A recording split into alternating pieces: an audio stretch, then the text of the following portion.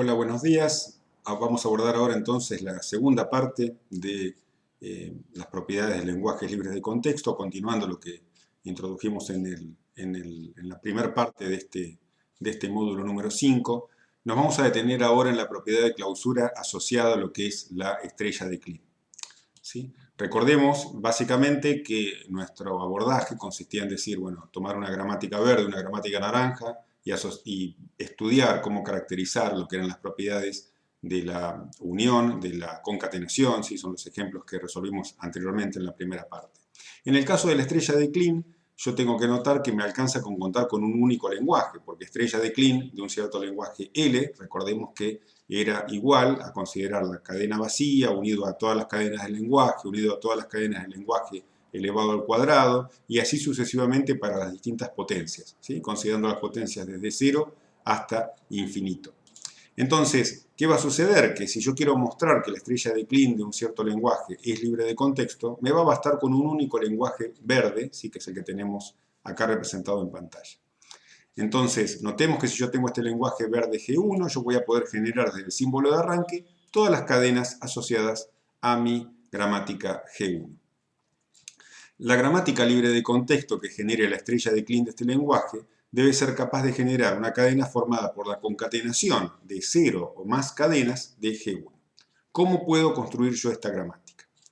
Nuevamente lo que vamos a hacer es analizar primero un pequeño ejemplo ilustrativo para después pasar a la demostración más formal. Entonces, tomemos por caso que yo tengo ¿sí? una gramática G1 que es esta que está acá, y yo quiero generar ¿sí? una gramática violeta G que represente el lenguaje asociado a G1, ¿sí? Estrella de Kleene. Esto es cadena vacía, todas las cadenas que pertenecen a G1, todas las cadenas que pertenecen a G1 concatenado con G1, las cadenas de G1 al cubo, las cadenas de G1 a la potencia cuarta, y así para cualquier exponente que yo considere. Entonces, lo que es interesante es que uno cuando piensa en decir, bueno, ¿cómo puedo yo lograr generar estrella de Kleene que involucra infinito conjunto de potencias? Es decir, considero todos los exponentes posibles. ¿Cómo puedo hacer yo para reflejar eso? Bueno, notemos que yo puedo decir, bueno, considero mis no terminales como los no terminales iniciales que tenía, ampliados con mi símbolo S, los terminales van a ser los mismos, y voy a usar todas las reglas de la gramática verde unidas a estas tres reglas, ¿sí? Perdón, sí, son tres las que aparecen acá. Por un lado voy a derivar la cadena vacía, que la necesito tener, ¿por qué? Porque justamente la estrella de Kleene de cualquier lenguaje incluye la cadena vacía como uno de sus componentes. Voy a incluir una regla que me deriva todas las cadenas, ¿sí? De la gramática verde. ¿Sí? ¿Por qué? Porque la estrella de Kleene de cualquier lenguaje incluye a todas las cadenas de ese lenguaje. Y voy a incluir una regla de carácter recursivo que me está diciendo, desde este simbolito S1, ¿sí? Nuevo que estamos añadiendo, ¿sí? Perdón, del símbolo S1, que es el símbolo de arranque de mi gramática verde, ¿sí? Voy a incluir la posibilidad de duplicar el símbolo de arranque. Notemos que con este agregado sencillo, lo que yo puedo hacer es desde S1 generar dos copias de S1 y usar cualquier instancia de estas copias para a su vez volver a aplicar esta misma regla y generar dos copias de S1 si quisiera. Y así repetir ese proceso tantas veces como yo quiera. Por lo tanto, puedo hacer aparecer S1 dos veces, tres veces, cuatro veces, ¿sí? Una cantidad arbitraria de veces. Si lo queremos mirar a un nivel de mayor detalle, podemos pensar lo siguiente, ¿sí? Tengo mi gramática verde y busco construir mi gramática violeta G, ¿sí? Tal que el lenguaje de la gramática violeta es el lenguaje de la gramática verde estrella de Kleene, ¿sí? Entonces, como mencionamos antes, añado estas tres reglas en particular. Mantengo el mismo conjunto de terminales, ¿sí? Y añado estas tres reglas que permiten, de alguna manera, generar la cadena vacía por un lado, derivar cadenas de la gramática G1 y duplicar el símbolo de arranque de la gramática G1, ¿sí? o reemplazar un símbolo de arranque por dos. Si la gramática verde tenía la cadena vacía, ¿sí? Debo eliminar esa regla de producción. Y vamos a ver ahora por qué es que el lenguaje asociado a a G1 estrella de Kleene es igual justamente al lenguaje resultante de esta gramática violeta que acabo de definir. Supongamos que yo tengo una cadena omega que pertenece a la gramática violeta. ¿Qué significa eso? Que desde el símbolo S, que es el símbolo de arranque de la gramática violeta, yo en 0 más pasos obtuve la cadena omega. Pero si S deriva a la cadena omega, o bien omega era igual a la cadena vacía, o bien desde el símbolo S1 yo estoy obteniendo, aplicando las reglas de esta gramática G, mi cadena omega. ¿Por qué puedo afirmar esto? Porque las únicas producciones que involucran S en G son de S derivo cadena vacía y de S derivo S1. Ahora bien, si yo desde S1 en 0 más pasos derivo omega, la única manera de haber hecho esto es usando las reglas de S derivo S1 y de S1 derivo S1 seguido de S1. Para obtener una secuencia, a través de esas dos reglas, de uno o más no terminales iniciales de G1. Es decir, combinando esta regla que está acá y esta regla que está acá, lo que logro es generar tantas secuencias de S1 como yo quiera. ¿Y qué es lo que me permite hacer eso? Únicamente generar cadenas omegas que van a pertenecer justamente a la estrella de Kleene de la gramática G1, haciendo aparecer una vez cadenas derivadas a partir de S1, o 2 veces cadenas derivadas a partir de S1, o K veces cadenas derivadas a partir de ese símbolo de arranque S1, que es lo que yo quería demostrar. Por supuesto, de vuelta, acá estamos teniendo una demostración esquemática, ¿sí? Si uno quisiera realizar esto de manera correcta, habría que hacer una demostración por inducción, ¿sí? Pero no es nuestro interés, en este caso, ir a tal nivel de detalle tan fino, sino que nos quedamos con el esquema de demostración.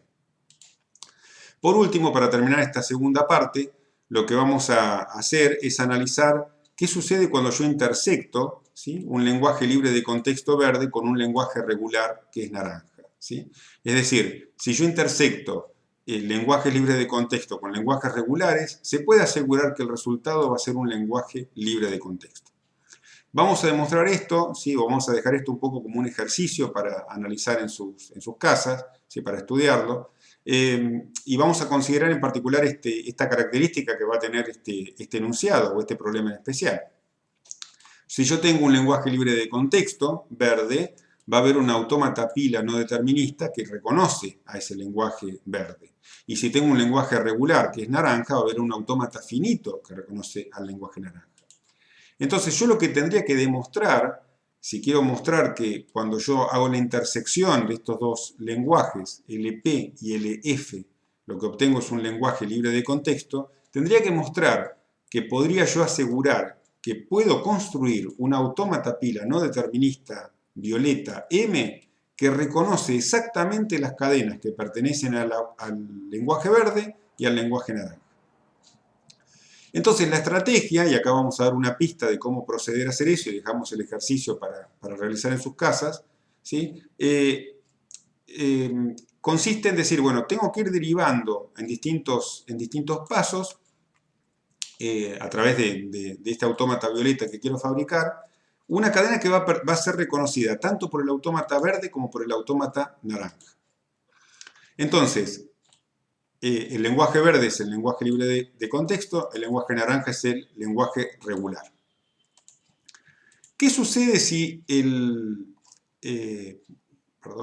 lenguaje verde, sí, libre de contexto, es un lenguaje libre, es justamente libre de contexto y tiene esa característica? Va a tener un autómata pila, que es este que tenemos acá, ¿sí?, que va a ser el autómata que reconoce al lenguaje, un autómata pila no determinista, ¿sí? Entonces, en mi autómata pila voy a tener un símbolo de arranque, ¿sí?, voy a tener un cierto alfabeto para la pila, que seguramente será el mismo que este sigma que tengo acá, un conjunto de transiciones, un estado inicial, ¿sí?, en el cual mi autómata pila va a arrancar, y un conjunto de estados finales, F sub P.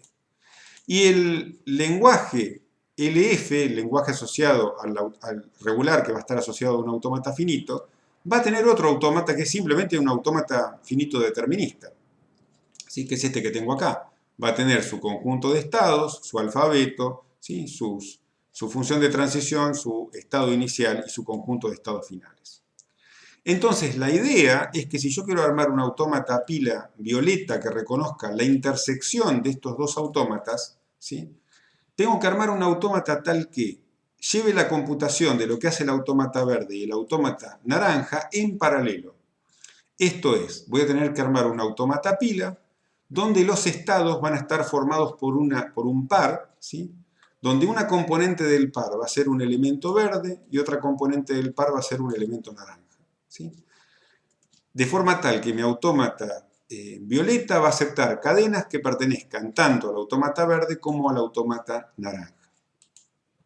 ¿Sí? Esquemáticamente, ¿qué es lo que vamos a hacer? ¿Sí? Imagínense que yo dibujo una matriz en la cual yo tengo las filas, ¿sí? Asociadas, por ejemplo, al autómata a pila, ¿sí? Y las columnas asociadas al autómata finito, ¿sí? Y las filas de la matriz están etiquetadas con los distintos estados que tiene el autómata pila y las columnas con los distintos estados que tiene el autómata finito.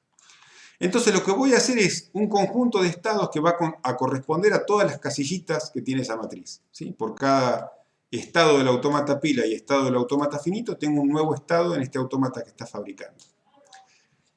El estado inicial del autómata que estoy fabricando, del autómata violeta, va a ser el par, ¿sí? Correspondiente a fila-columna del estado inicial del autómata pila y del estado inicial del autómata finito.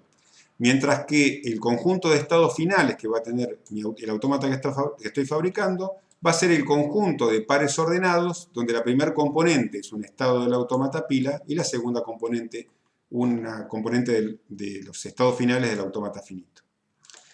Entonces, ¿qué voy a hacer? Voy a hacer transiciones que me digan, desde un par cualquiera de esa matriz, que está formado por estados del autómata pila y estados del autómata finito, leyendo un cierto símbolo y con algo en la pila, voy a moverme a otro estado que va a ser otra componente de esa matriz, ¿sí? Y voy a modificar la pila, sí, solo sí.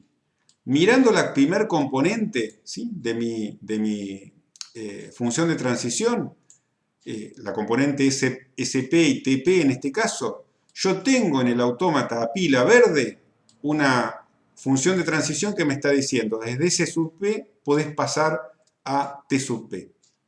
¿Sí? Y modificando la pila de gamma 1 a gamma 2. Y eso es lo que estoy reflejando acá. Y a su vez, para que esto pueda ser ejecutado, va a ser, para que esta función pueda ser computada, va a tener que pasar esto y va a tener que pasar que el autómata finito indique, ¿sí? Que desde el estado S sub F, leyendo el símbolo U, se desplaza, ¿sí? Al estado T sub F, que es la segunda componente, ¿sí? De este par que tengo acá. De esta forma, lo que yo estoy haciendo es un autómata violeta, ¿sí? Que de alguna manera hace una mímica de lo que hace el autómata verde y el autómata naranja, pero solamente salta de un estado a otro estado y procesa un símbolo U cuando el autómata verde puede hacerlo y cuando el autómata naranja puede hacerlo. Con lo cual lo que estoy haciendo es avanzar en mi cadena, procesando simbolitos, ¿sí? Uno a la vez. Ese simbolito se llama U, el que estoy procesando. Y como lo hago tanto en el autómata verde como en el autómata naranja, o lo tengo que poder hacer en ambos, ¿sí? Lo que estoy reconociendo es justamente las cadenas que pertenecen al lenguaje verde y al lenguaje naranja, ¿sí? Únicamente. Queda como ejercicio demostrar esta parte final, que se puede hacer por inducción, ¿sí? Considerando inicialmente la cadena vacía y después considerando una cadena de longitud K, asumiendo que por una cadena de longitud K-1, ¿sí? Es la hipótesis inductiva que me permite concluir que este proceso vale para una cadena de longitud K. Pero dejamos el planteo del enunciado como un ejercicio para que realicen en su hogar. Finalmente, como reflexión final, ¿en dónde estamos? ¿Sí? Volvamos al principio donde teníamos nuestros lenguajes regulares, ¿sí? Y sabíamos que los lenguajes regulares tenían propiedades de clausura, que son las que tenemos reflejadas acá, y lo que estamos viendo es que mis lenguajes libres de contexto son tales que, si hago la concatenación de lenguajes libres de contexto, estoy seguro que caigo dentro de la clase de lenguaje libre de contexto. Lo mismo para la unión, y podemos asegurar también que un lenguaje libre de contexto intersectado con uno que es regular me va a brindar como resultado un lenguaje que es libre de contexto. O sea que en definitiva estamos representando en este dibujo esquemáticamente cuáles son los resultados de propiedades de clausura para lenguaje libre de contexto. Podemos asegurar entonces que bajo unión, concatenación, estrella de Kleene e intersección con un lenguaje regular, los lenguajes libres de contexto son cerrados. ¿Qué utilidad tienen las propiedades de clausura? Bueno, en algunos ejercicios del práctico van a ver que vamos a tener que realizar demostraciones donde para lograr concluir que un lenguaje es libre de contexto podemos ya sea demostrar, ¿sí?, que de alguna manera puedo construir, primeramente, mi lenguaje es imposible que sea regular. Si recordemos siempre que tenemos que analizar la clase de los lenguajes partiendo de la clase más específica, que son los lenguajes de tipo 3. Si demuestro que es imposible que sea regular, para demostrar que es libre de contexto, tendré que fabricar un autómata pila no determinista, ¿sí?, o bien una gramática libre de contexto, o bien usar estas propiedades de clausura, ¿sí? Acá mostramos un pequeño ejemplo. Imaginen el lenguaje a la n, b a la n, ¿sí? Yo quiero demostrar, supuestamente, que es un lenguaje libre de contexto, y podría mostrar que este lenguaje es libre de contexto expresándolo a través de la intersección de uno que es libre de contexto y de otro que es regular, ¿sí? Si consideramos el lenguaje L1, ¿sí?, que está formado por cadenas que tienen igual cantidad de A's y de B's, ¿sí?, que lo analizamos en una clase anterior, ¿sí?, este lenguaje podemos procesarlo con un autómata pila, ¿sí?, que apile cada A y desapila cada vez que recibe una B, y consideramos el lenguaje formado por A estrella concatenado con B estrella, donde son secuencias de A's de 0 más veces y de B's de 0 más veces, pero que no necesariamente aparecen en igual cantidad. Claramente, cuando yo hago la intersección de estos dos lenguajes L1 y L2, ¿sí?, lo que obtengo es justamente el lenguaje formado por las cadenas con igual cantidad de A's e igual cantidad de B's, ¿sí?, 0 más veces. El primer lenguaje libre de contexto, por lo que mencionamos antes, ¿sí?, el segundo lenguaje es regular por su caracterización, ¿sí?, por su definición como expresión a través de expresiones regulares. Entonces, por la propiedad anunciada anteriormente, yo puedo asegurar, ¿sí?, que la intersección es libre de contexto. ¿Por qué? Porque yo sé que cada vez que intersecto un lenguaje regular con uno libre de contexto, puedo garantizar, ¿sí?, que el resultado que voy a tener va a ser un lenguaje libre de contexto. Por supuesto, ¿sí?, todas estas propiedades vamos a ponernos duchos en utilizarlas y en aplicarlas a partir de realizar la ejercitación que se plantea en el práctico de la materia. Así que eso es un elemento que queda un poco pendiente. Muy bien, con esto entonces terminamos la segunda parte del módulo 5. Vamos a continuar posteriormente en la parte final, la tercera parte de este módulo 5, abordando un concepto muy importante que se denomina sustitución, ¿sí?, y que vamos a estudiar en profundidad en esa tercera parte, que va a ser la última de este módulo donde analizamos propiedades del lenguaje libre de contexto. Como dijimos anteriormente, si quieren seguir recibiendo videos vinculados a la materia, suscríbanse al canal, ¿sí?, y será hasta la próxima parte de este mismo módulo y nos mantendremos en contacto. Muchas gracias por todo y por hoy entonces terminamos aquí.